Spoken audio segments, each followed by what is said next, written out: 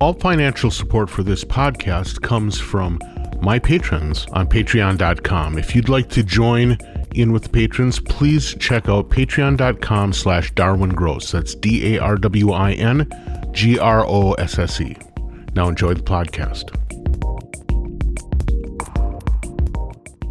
Okay, today I get a chance to revisit someone that we've interviewed 2 times previously.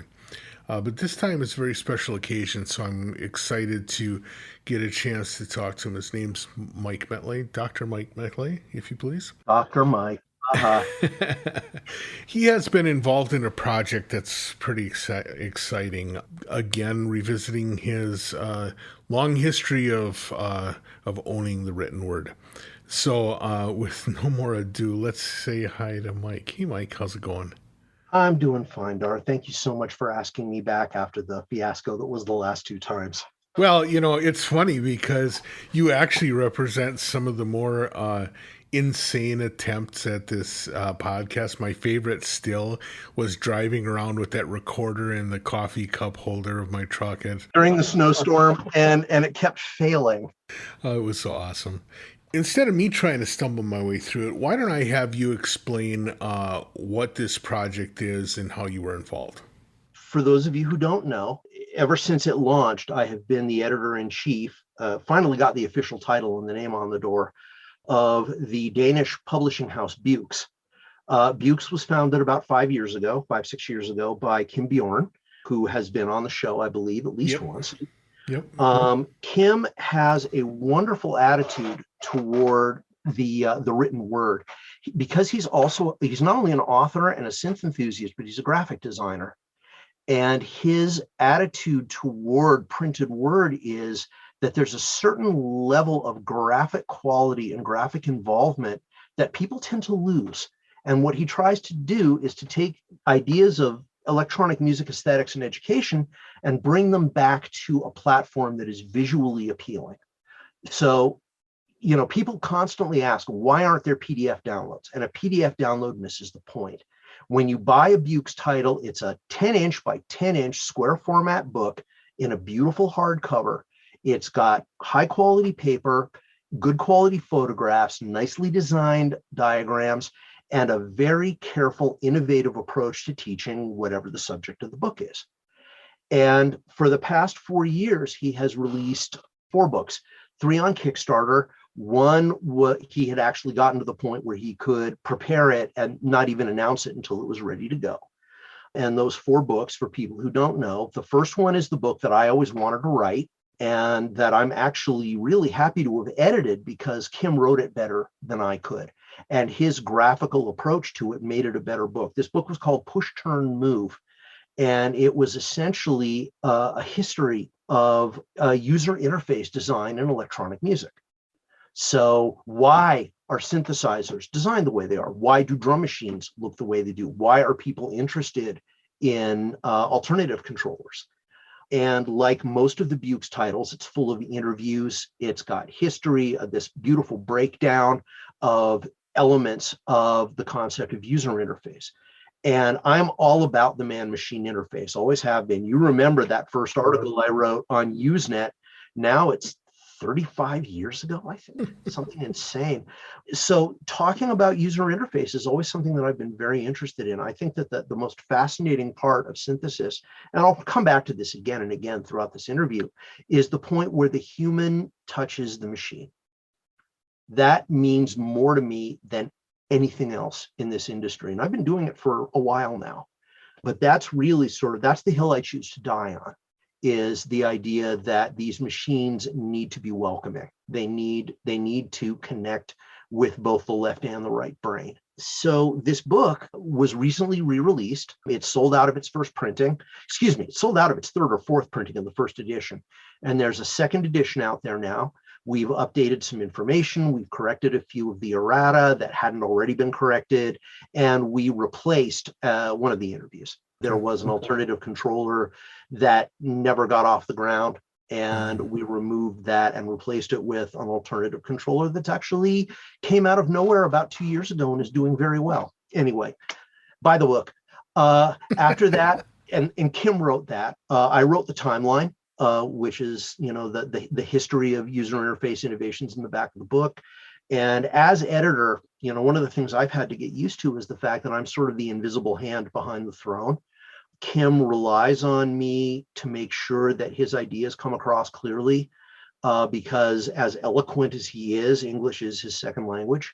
And so he relies on me to some extent to make sure that the language flows nicely. That's the last time I'm going to toot my horn about that, because I'm happy doing what I do where I do it, and being editor-in-chief of this publishing company and having Kim basically say he will never do another book without me is probably the biggest compliment I've ever received as a journalism professional. And it means more to me than writing this book. But that having been said, I've edited every one of the books except the second one. The second one, of course, was Patch and Tweak, which your readers will know very, very well. The book on modular synthesis written by Kim Bjorn and Chris Meyer. Yeah. I wish in retrospect that I had edited that book. I was not considered, and I don't mind the fact that I was not considered, because at the time my disdain for modular synthesis was a matter of public record. And I'm glad to talk about that, why I'm just not into modular. It's a beautiful book. I believe it's the most successful of our titles. And it's really, really what put us on the map. Following that, and Kim, as I said, co-wrote that with Chris Meyer, then was Pedal Crush, which came out in 2019, which was his book with Scott Harper of Knobs about stomp boxes.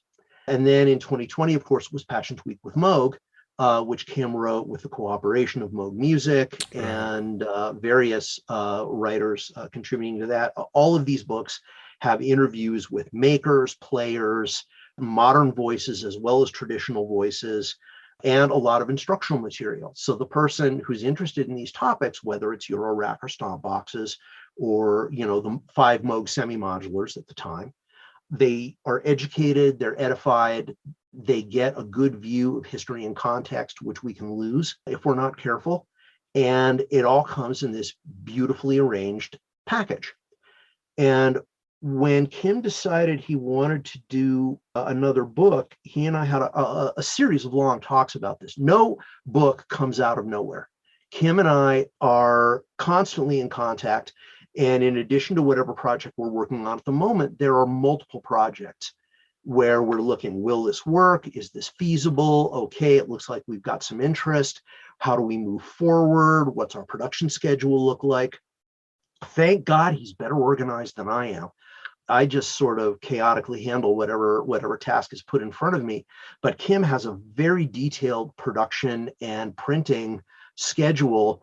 Really, it's pretty concrete for about the next 18 months from where we are right now.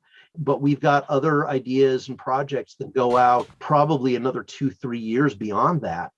One of the projects that had been kicking around was what he referred to, and I'm going to rub his nose in this. I'm going to be dining off of this for the next God knows how many years. He called it, quote, the Synthesizer Drool book, end quote. He wanted a book of pictures of synthesizers for people to drool over. To make a long series of discussions much shorter, I said, well, what's a synthesizer drool book? He said, synthesizer pictures, drool. I said, yeah, we get the drool part, but what? And so he and I went back and forth, and we eventually hammered out an idea that we felt would work. And then he sprung it on me that he wanted me to write the book. One of the things that Kim has been wanting to do for a long time is to make sure that our worldwide audience, whom we love, realizes that Bjooks has a purpose in this industry for publishing these titles. And Kim, who is one of the most modest and self-effacing people I've ever met, is worried that it's looking like a vanity press now because he's the author or co-author of all the books. And so he made the very courageous, I think, decision to finally have someone else write a book under the Bjooks imprint. And he chose me, for which I am humbled and honored. He is in contact with so many knowledgeable, bright people with so many good ideas. The fact that he would trust me with this means a lot. That's cool. Now, what is the title of the book? The book is Synth Gems 1.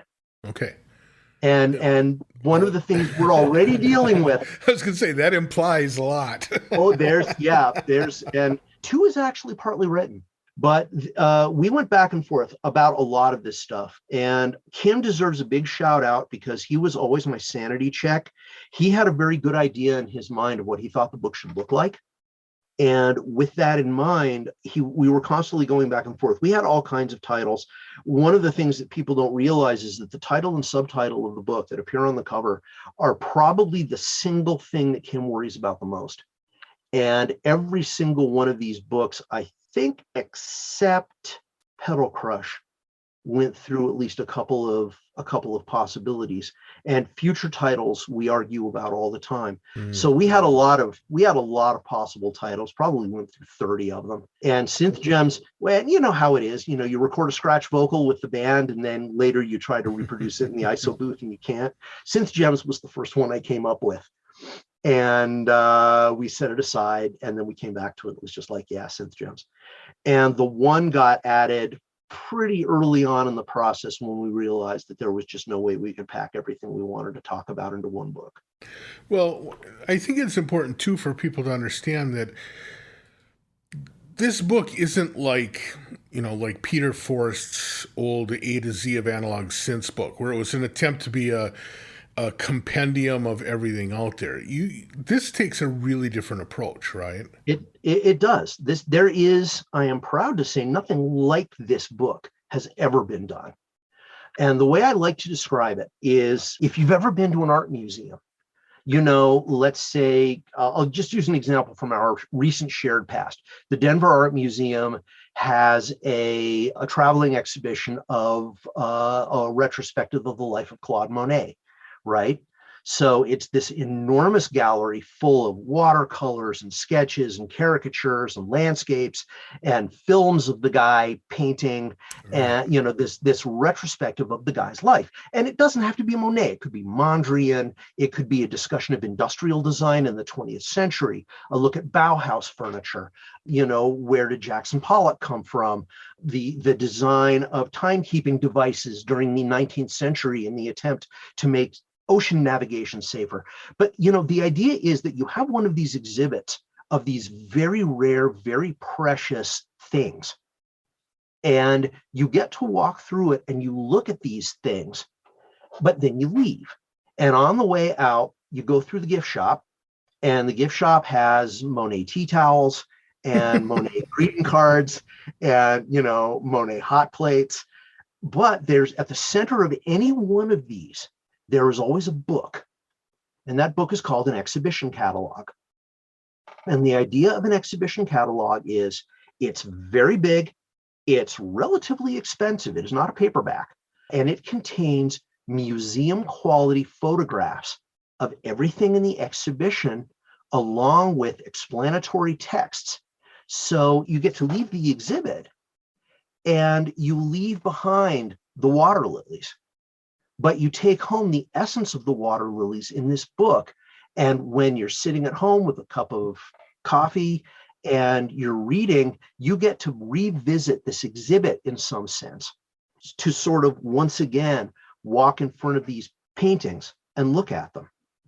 And what the Synth Gems series is, what the Gems series is, by the way, there's another hint for people who are looking for such things, not just Synth Gems, but Gems. The idea of the Gems series is that each volume is going to be an exhibition catalog. It's going to be an exhibition catalog for an art exhibit that does not and can never exist in the real world. We created this book by photographing at museum quality 60 synthesizers in 3 different museums on both sides of the Atlantic Ocean. And these machines, a lot of them are vanishingly rare. A lot of them are impossible to move, or nearly impossible to move. Some of them are iconic, but the one thing that brings them all together is that I consider them to be beautiful. I consider them to be aesthetically pleasing and something that a person who even doesn't know anything about synthesizers can just look at the way you would look at a Bauhaus chair or, a beautifully designed timepiece and say, that is a beautiful piece of machinery. Some of them are extremely elaborate. Some of them are very simple. Some of them are elegant. Some of them are brutalist. Some of them are sort of very high flown. Some of them are silly, genuinely silly, because I've always been a big believer that you've got to be able to smile. You've got to be able to laugh whenever you do any kind of art. So there are some pieces in here that people are just going to sort of throw up their hands and just laugh, but they're beautiful. The whole thing is that they're beautiful.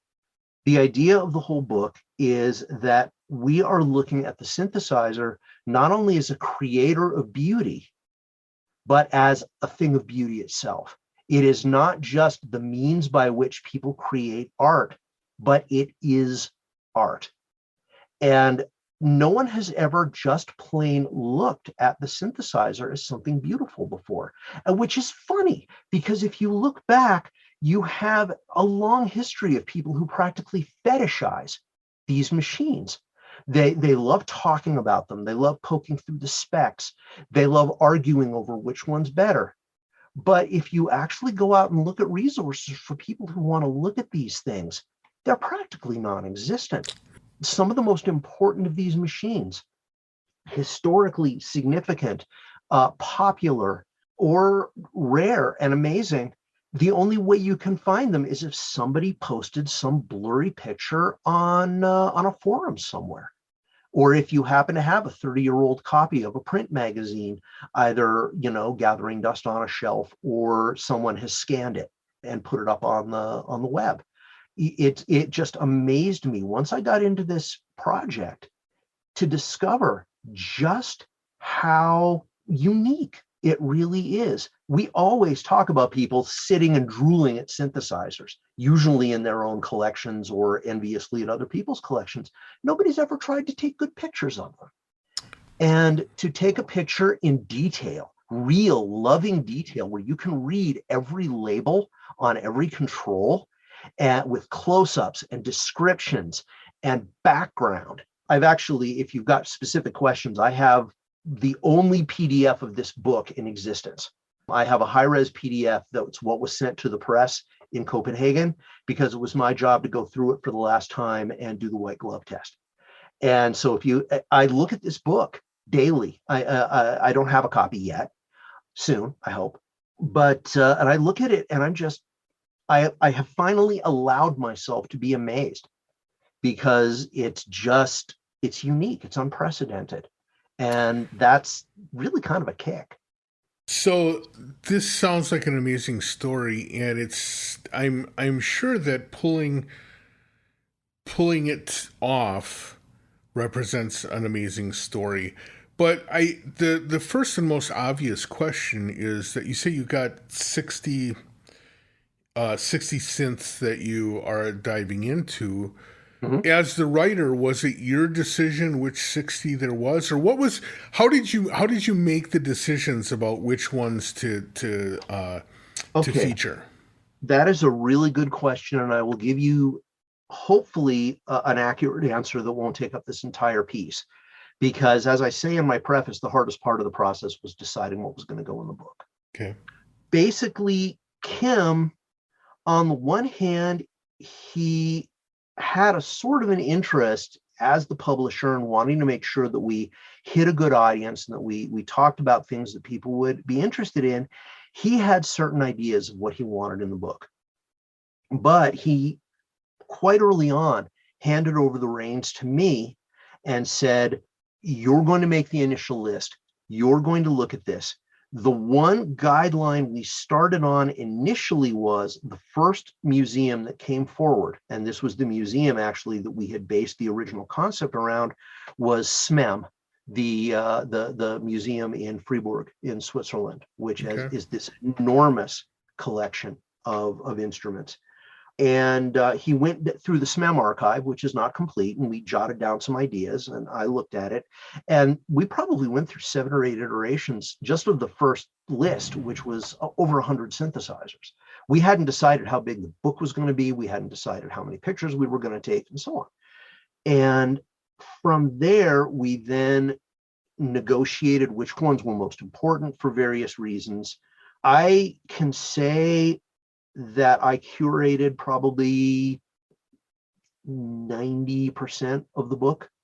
There are a few places where Kim insisted on things that he felt were very important and worthwhile. And there were a few places where I insisted on things that I felt were very important and worthwhile. And we did not agree on them. Mm-hmm. And over the course of time, discussing them all in detail, Kim came to see the value of the ones I was talking about, and I came to see the value of the ones that he was talking about. So what that meant was, if there was something that he chose, I was able to write about it with the same dedication and enthusiasm that I brought to all the other stuff. And if there was something that I chose, when he had it in front of him, he was able to photograph it or guide the photography team with an eye toward bringing out the beauty that I was able to describe to him.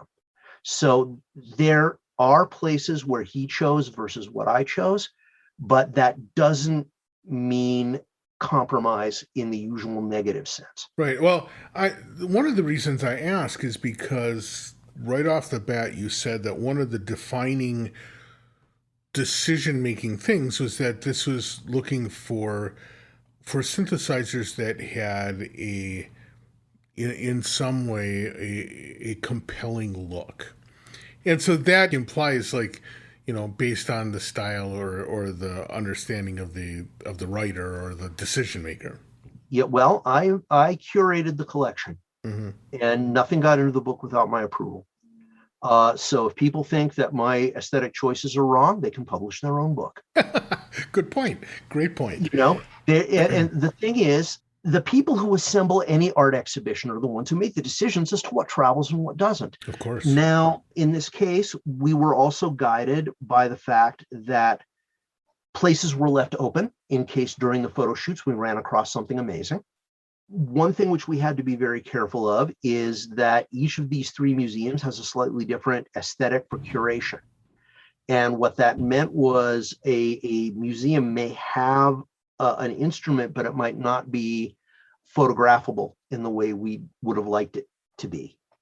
So there are examples. SMEM believes, for instance, that to lose any rare synthesizer, no matter what condition it's in, is a crime.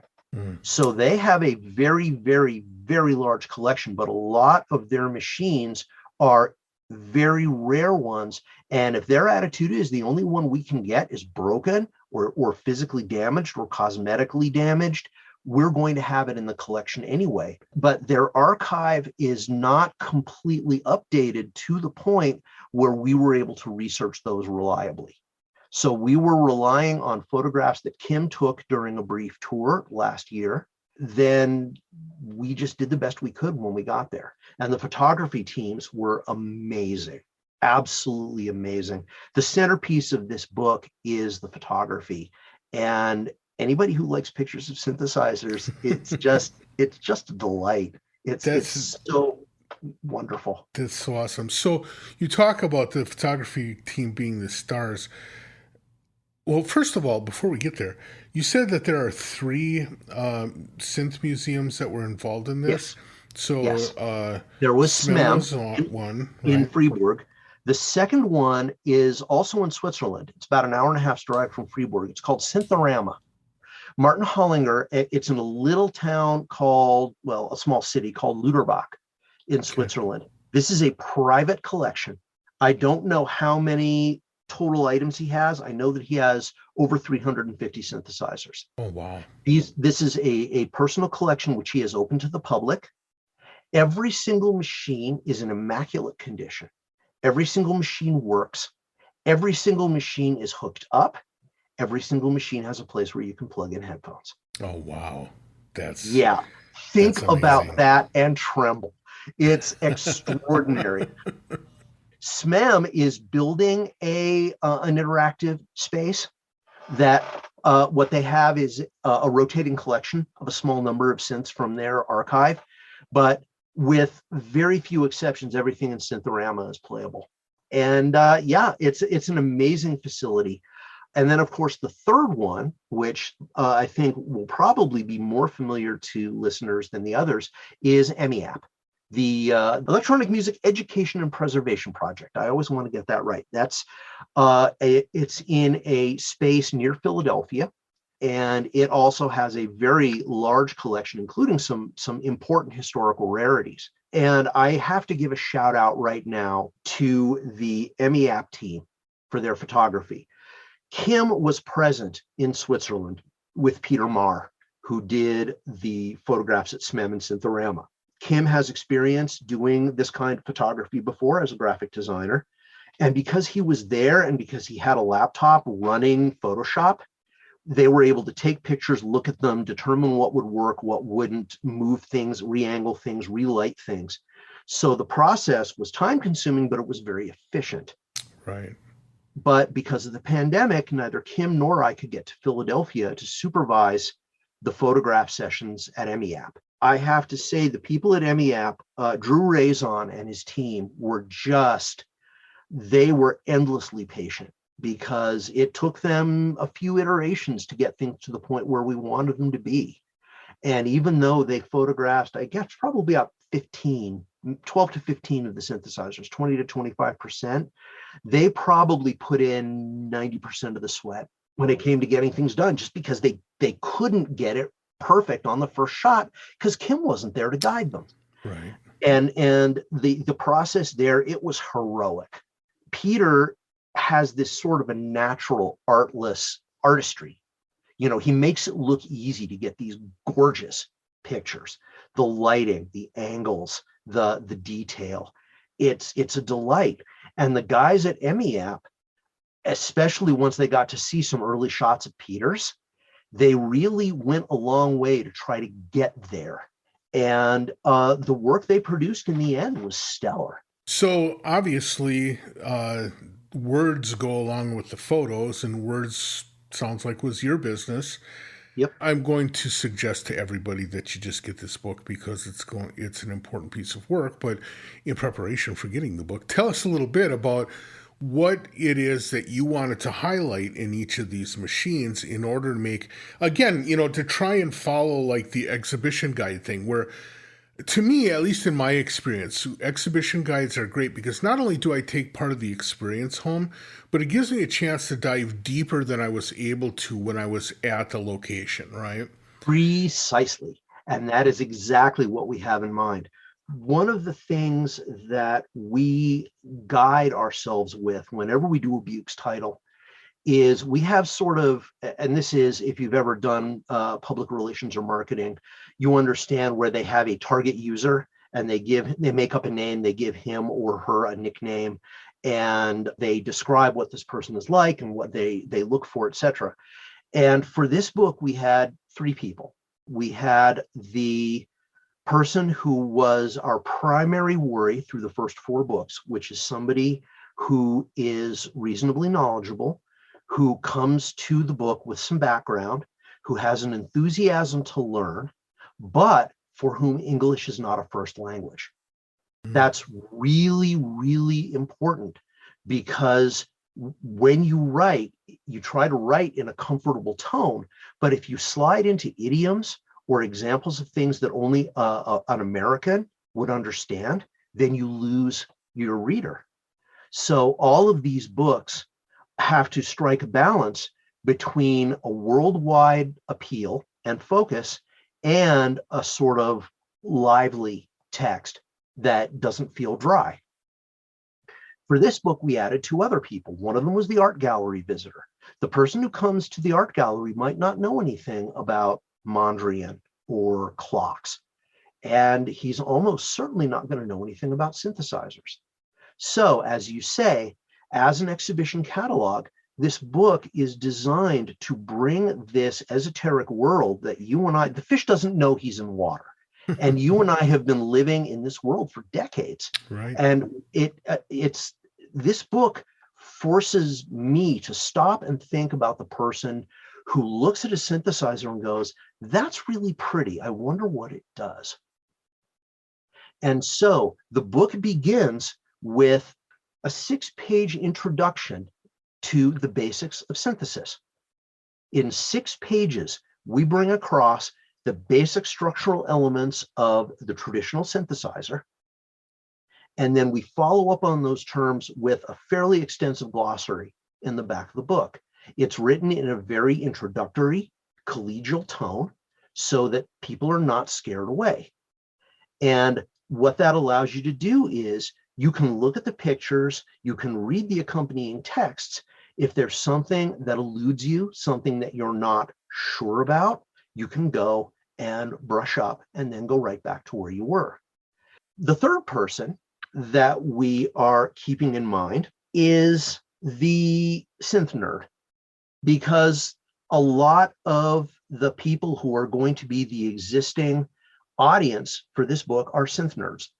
These are people who have always wanted a book like this. And therefore, it was important to get the information across and to have enough depth to keep the synth nerds occupied without them feeling like they were being talked down to. It's a very touchy balancing act, and I'm hoping I pulled it off reasonably well.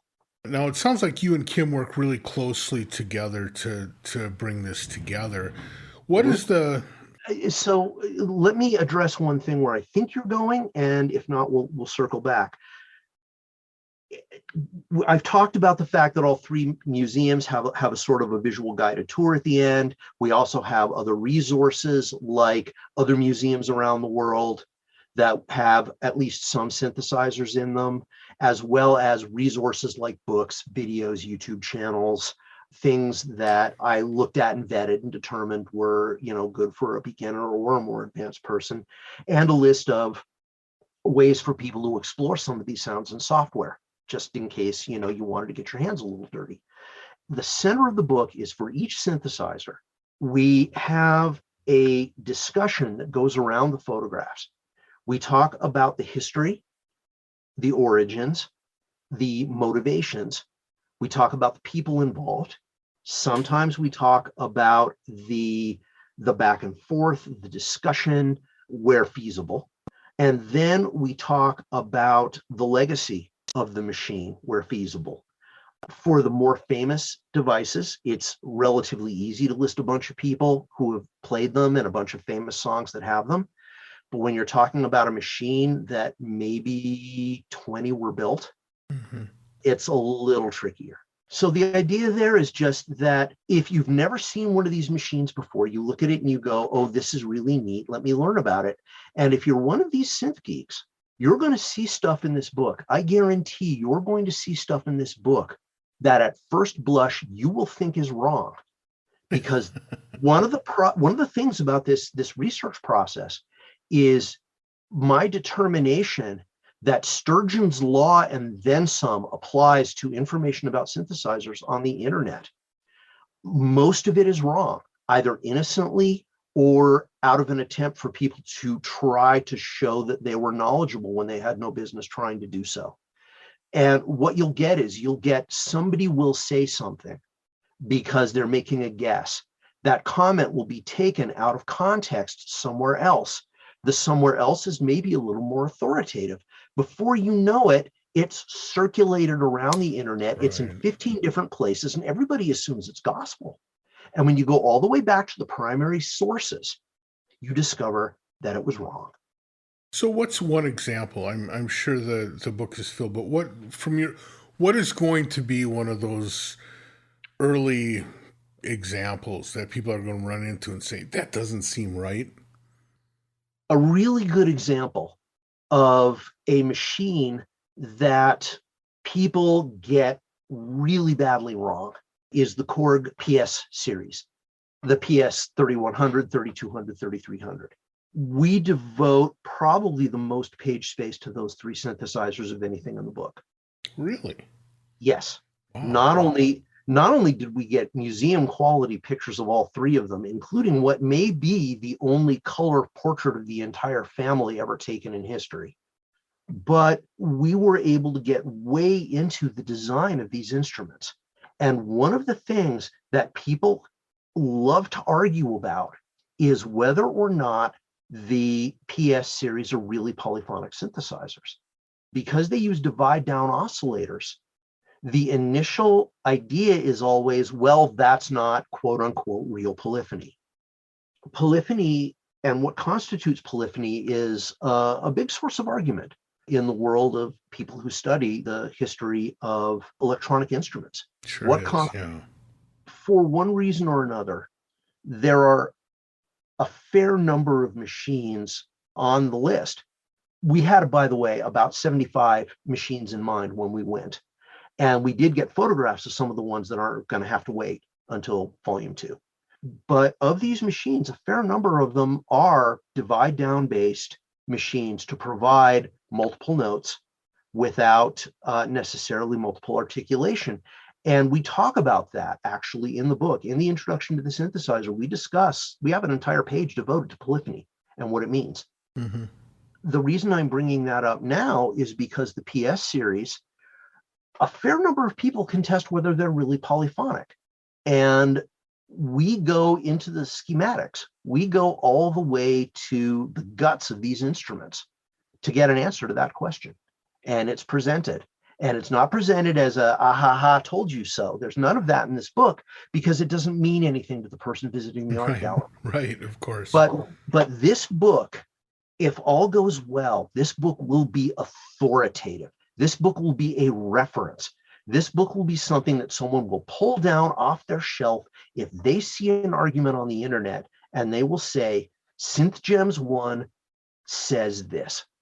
And because of that, the research was a real, I mean, that's a book in and of itself, what I went through just to make sure that hopefully all, but I know I'll have missed a couple of things, and to make sure that as much of the information in the book was as correct and primarily sourced as possible was the work of months.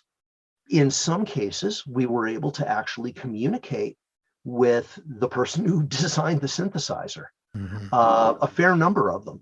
So we have another example. The Steiner Parker Synthecon, the front panel runs from right to left instead of left to right. And everybody knows, quote unquote, that Niall Steiner did that just to be different. Well, that's not true. I talked to Niall about it, and he said that the front panel was actually laid out for performability because the Synthecon does not have any left-hand controls per se. The stuff that the artist was more likely to reach for with his left hand while playing with the right hand is grouped on the right side, on the left side of the machine. And the stuff like oscillator modulation is grouped over on the right because you never reach for it. Right. Interesting. And I may have said that backwards. The performability stuff like pitch bend and portamento and so forth is over on the left, and the oscillator stuff is over on the right. And it has nothing to do with just trying to be different. There was a motivation behind this. And well, that makes a lot of sense because Neil is also, he always was very thoughtful about the performability of everything he did. So, yep. Yeah. And a wonderful fellow, by the way. I wish I had had a chance to talk to him more. For some of these people, we communicated via email. For some of these people, I was actually able to talk with them. And I will treasure those conversations. One of the pieces in the book is the Fairlight. There's a ton of misinformation about the Fairlight out there. And I went all the way back. I talked to Peter Vogel and Kim Ryrie. Peter and I exchanged a number of emails, and he actually reviewed the text. By the way, all of these people that were involved reviewed the text at the end. So this was really refereed. Peter made some corrections and pointed out some bits and pieces. Kim, I spent an hour on the phone with Kim. Kim is amazing. The fact that he would take time out of what he's doing, unlike Peter, he's not in the musical instrument business anymore. But he's still doing stuff with fairly powerful digital systems. And he just took time off after dinner to chat with me for over an hour and talk about the history of this stuff and where it came from.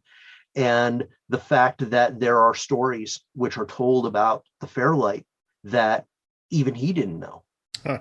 It's refreshing. The classic story, depending on who you talk to, the very first sample, Peter says it's one thing and Kim says it's another. They agree on the order. They agree on the order in which things happened, and they agree that both things happened.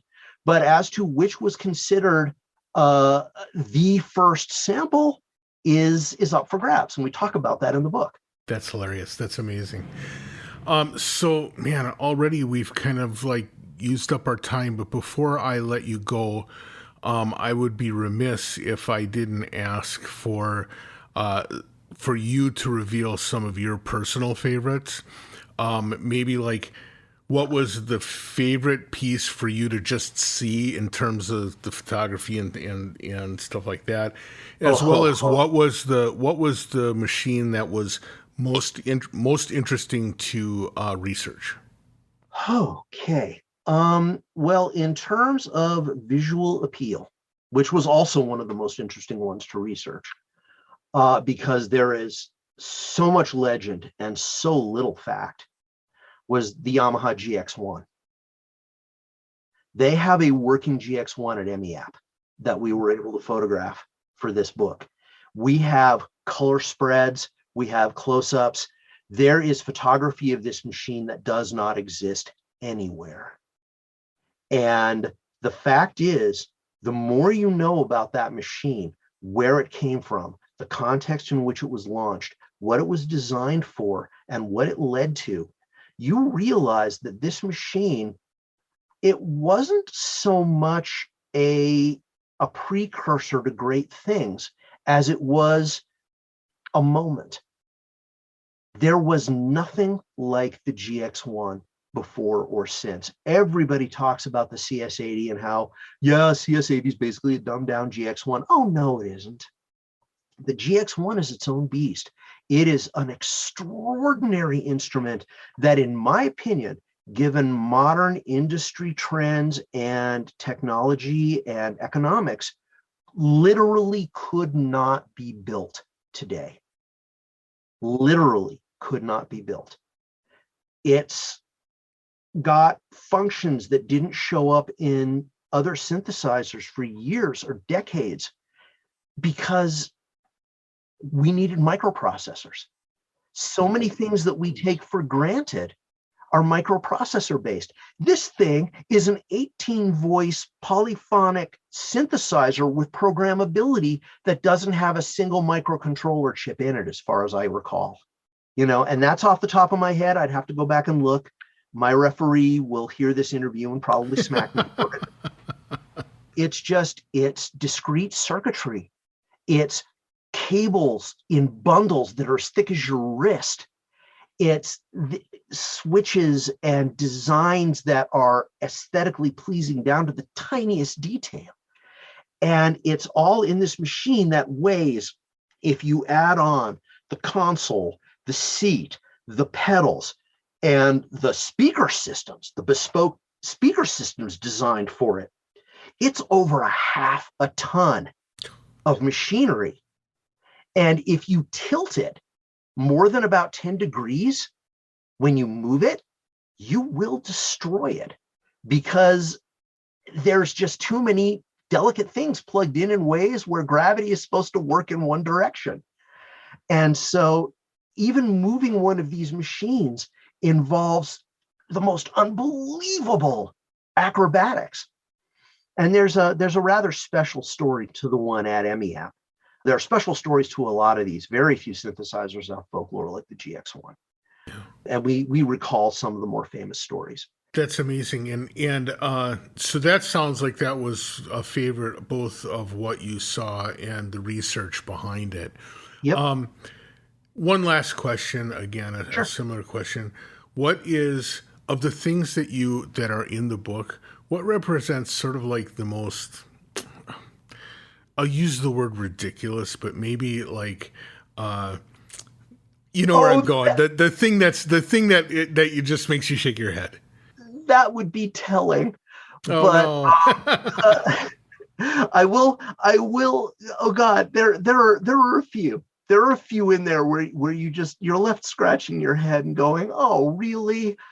Oh, by the way, all of the synthesists and engineers and people, most of them asked for a partial list, and I would go down the list, and every single person would pick at least one and go, huh? Really? Why? And it was always different. Yeah. And it was always different. Each person has different aesthetics. Right. But if I were to pick one that was probably the most universal, where people just scratch their heads, it would probably be the Casio VL Tone. Oh yeah. Little tiny calculator with a built-in. Here's a little bit of trivia for you. The percussion synthesizer in there. Beep, boop, boop, boop, tss, beep, boop, beep, tss. Right. Those three sounds were named P, Po, and Sha by the engineering team at Casio. And P and Po are a C, one octave apart, and that sound has appeared. I didn't get a final number, but it's in dozens of top 40 hits. People can make fun of the VL tone all they want, but it's everywhere. And yeah, we have three of them in the book. We have the VL1, the VL10, and the VL5. And we talk about the fact that it's an analog synth. Mm-hmm. That the calculator's digital, but the sound path is completely analog. So cool. That's probably going to be the one that will have the most people scratching their heads.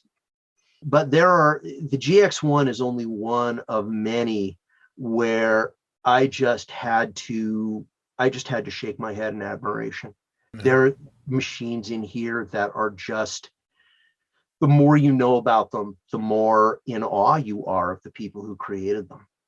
And there's a list of acknowledgments of all the people who contributed to this book. I do, before we go, want to make special mention of the editors.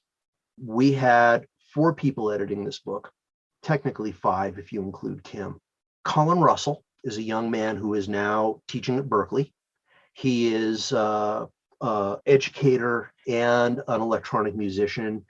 People who are into the Eurorack world would know him as one of the designers of the stuff that comes from Instruo. Oh, okay. He was, until recently, working at Control Voltage in Portland, Oregon, before he took this position to teach at Berkeley. He was young and enthusiastic, and he brought a really nice perspective to the book. Also, parenthetically, the book will look as good as it does because of the unstinting copy editing of Diana Smethurst, who copy edited this book under very difficult circumstances and deserves a medal for the work she did.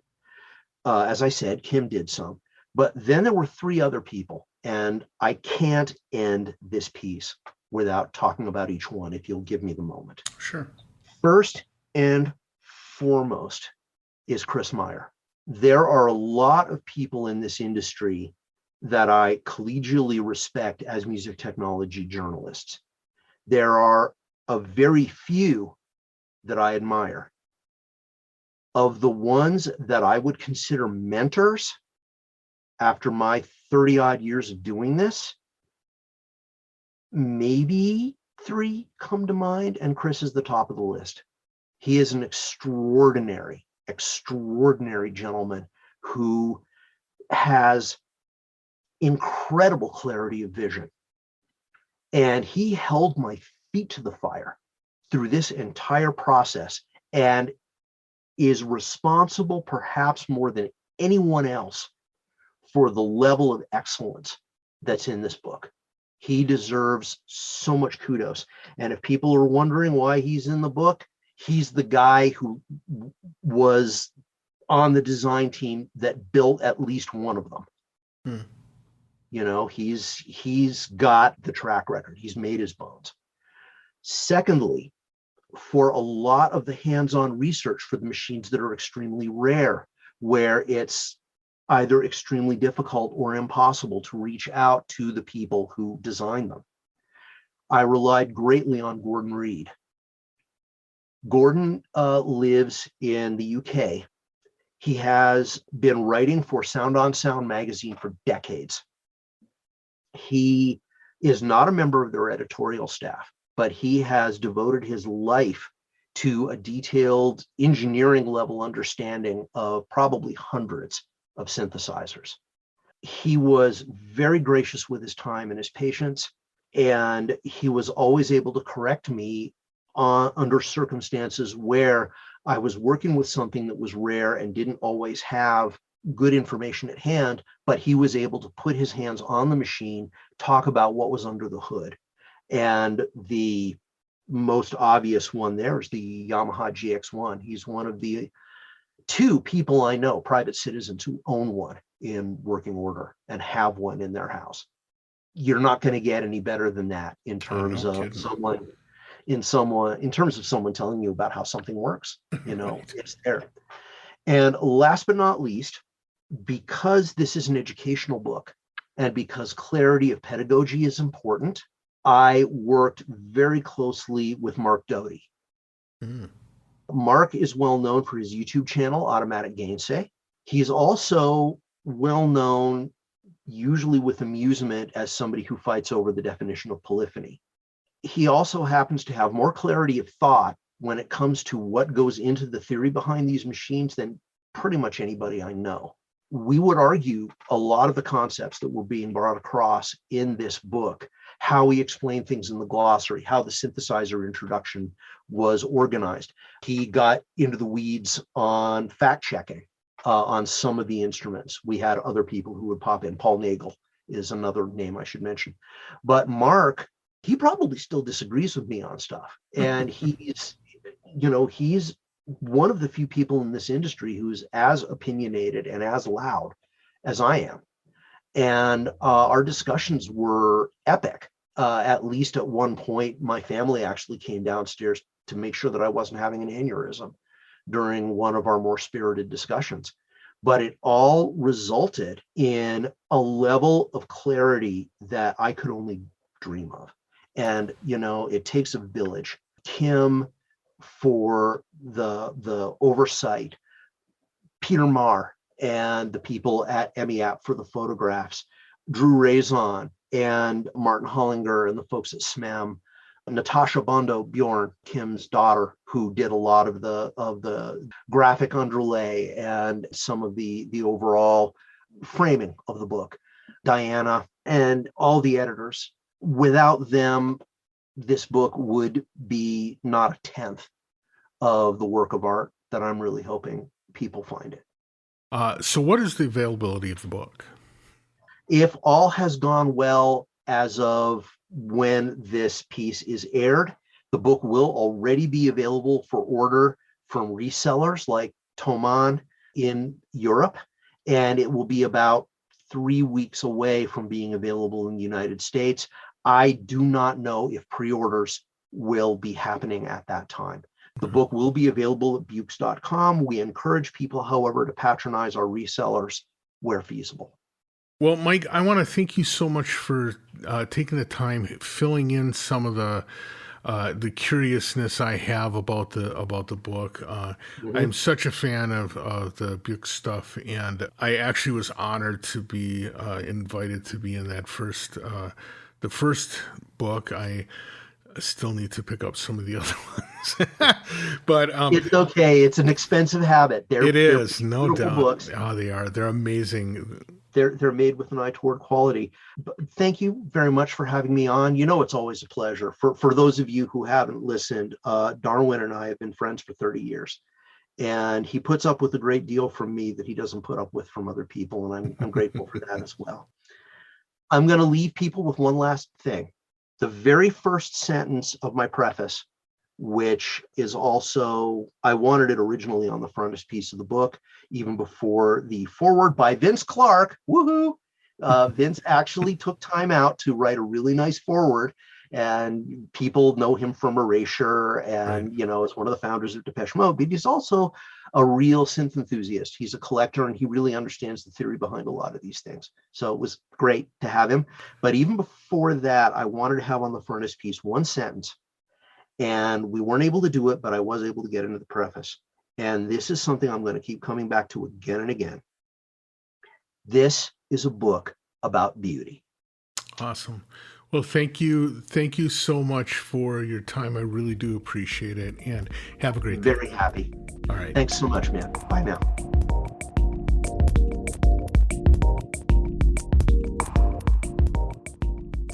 Many thanks to Mike for the great interview, the great discussion about the Synth Gem 1 book. If you haven't got a chance to see it, or if you haven't ordered it yet, jump over to Bjooks.com. That's BJOOKS.com, and take a peek at their offerings. They have some amazing books. Highly recommended. I want to just remind you, if you want to help support the podcast, please jump over to patreon.com/DarwinGross and join up. If nothing else, just subscribe to the feed so that when I put out free blog entries, you can catch a peek on those. Other than that, I want to thank you so much for listening. Please, if you have any comments, concerns, or questions, drop me a line, ddg@cycling74.com or darwin.gross@gmail.com. Thanks a lot, and we'll catch you soon. Bye.